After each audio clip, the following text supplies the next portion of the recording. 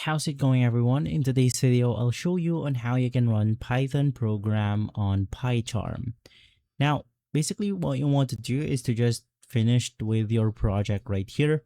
And if you want to go ahead and run your program, make sure that you open up the run window, which is going to be this one. You want to click on run or Alt 4 in order to open this window right here.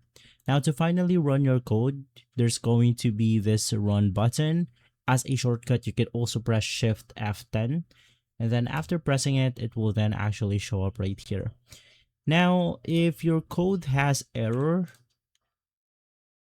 it will actually show up on the same section, which is going to be inside the run option right here. So let's just make sure that it has actually an error saying that we have a problem on line 7, which is going to be this one. So you could also fix it easily, and that should be it. If this video has been helpful, leave a like, subscribe, and follow us for more videos like this. Thanks for watching.